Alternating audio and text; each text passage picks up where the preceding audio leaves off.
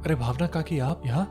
हाँ, वो मार्केट से घर जा रही थी तो गाड़ी में कुछ प्रॉब्लम आ गई, तो बस यहाँ आना पड़ा।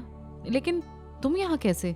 जी काकी, वो गैरेज में प्रॉब्लम चल रही है ना, इसलिए यहाँ पार्ट टाइम जॉब कर रहा हूँ। और काकी सब कैसे हैं? वर्षा कैसी है? नए घर में एडजस्ट हुई कि नहीं?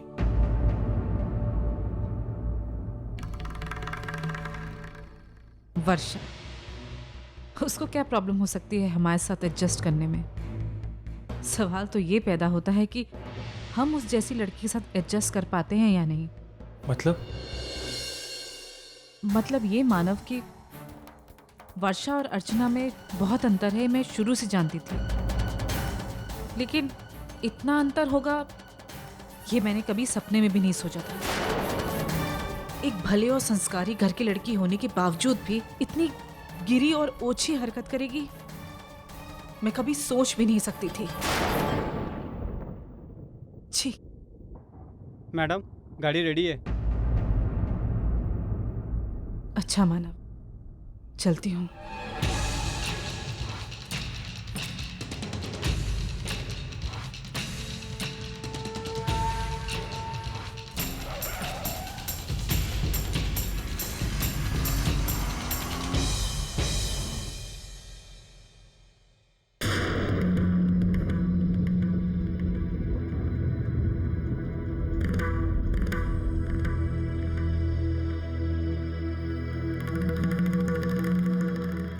अरे आई, अच्छा हुआ आप आ गए। मैं बस आप ही का इंतजार कर रही थी। सतीश कहाँ है? वो बस अभी मुझे ड्रॉप करके ऑफिस चला गया, उसे कुछ काम था। क्या हुआ? मेरे एक सवाल का जवाब दोगी वर्षा? हाँ। शादी से पहले तुम्हारे और अश्विन के बीच में क्या रिश्ता था?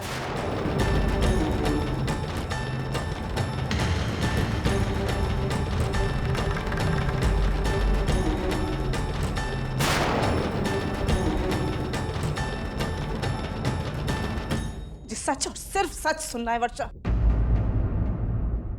बोलो।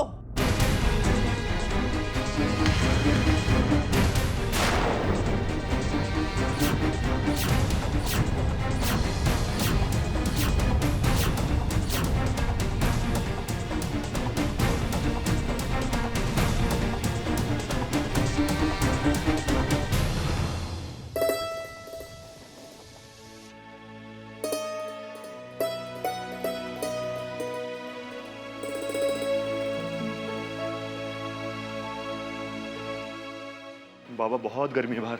अरे वैशु, जरा पानी देना। हाँ दादा। पूरी जिंदगी गुजर गई मुंबई में, लेकिन पिछले 2 सालों में गर्मी इतनी बढ़ गई है ना। कल निर्मला मिली थी ना, वो भी कह रही थी उसकी तबीयत खराब हो रही है गर्मी की वजह से। अरे अभी तो बारिश आने में 1 महीना है, तब तक ऐसी ही गर्मी सहन करनी है।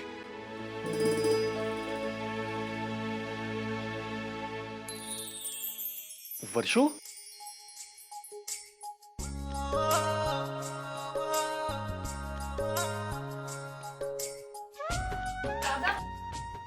सतीश, दादा कैसे? जीते रहो बेटा, खुश रहो।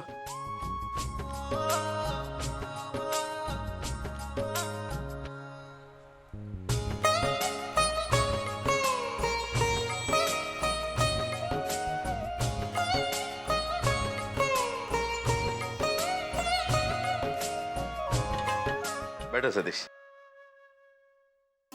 एक बात समझ में नहीं आ रही, आप लोग ऐसे अचानक, मेरा मतलब है ना कोई खबर ना कोई फोन। वर्षा बेटी, तू सतीश के साथ शादी के बाद पहली बार घर आ रही है, तो कम से कम एक फोन तो कर लिया होता। हम तब तक तैयारियां करके रखते थे। ये बात आप अपने दामाद से कहिए। आई 10 बार कह चुकी हूँ कि फोन करके चलते, लेकिन मेरी कोई सुनता ही नहीं है। बाबा, वर्षा सही कह रही है। ये अचानक आकर मिलने का जो मजा होता है ना, तैयारी के साथ होने में नहीं होता।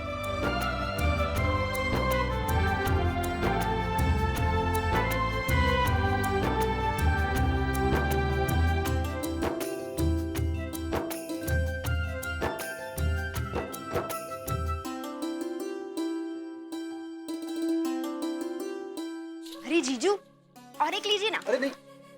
एक और। अरे कितना खिलाओगी? एक तो खाइए।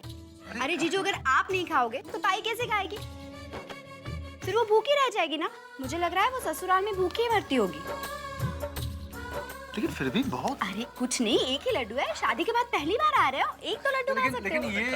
ये लास्ट है, मतलब कभी हमारे घर आओ फिर मैं ये सब इकट्ठा करके वापस से खिलाऊं। अच्छा ठीक है, चलिए पहले आप तो खा लीजिए। थोड़ा सा। हाँ।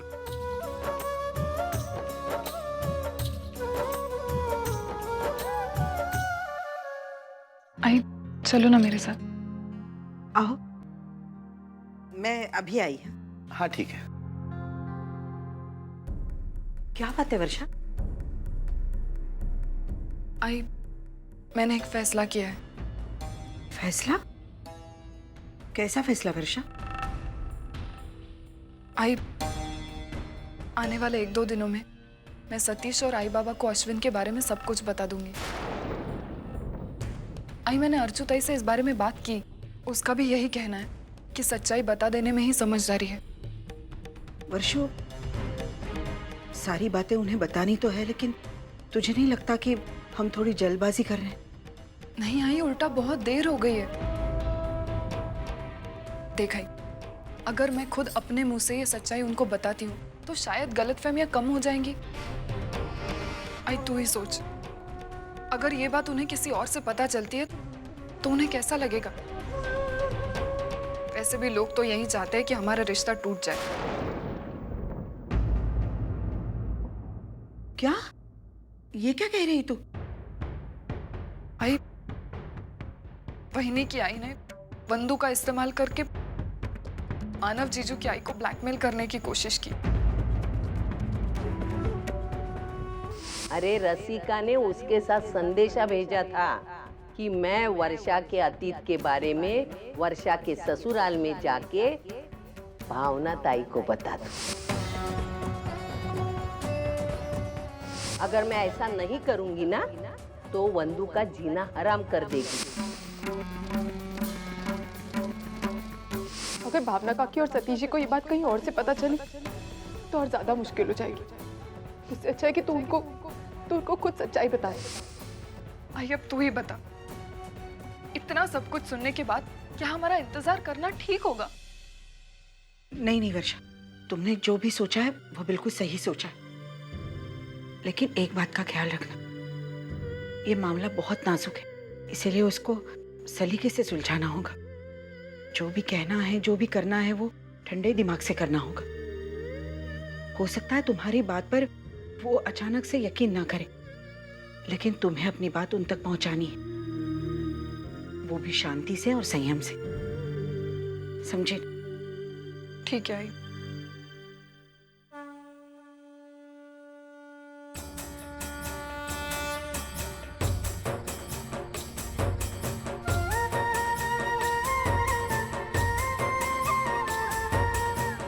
गणपति बप्पा, हालातों का सामना करने की ताकत मेरी बच्ची को देना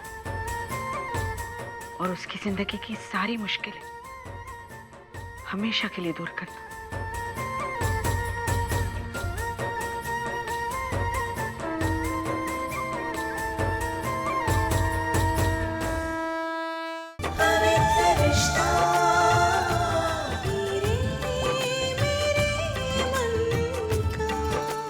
ZTV, आज लिखेंगे कल।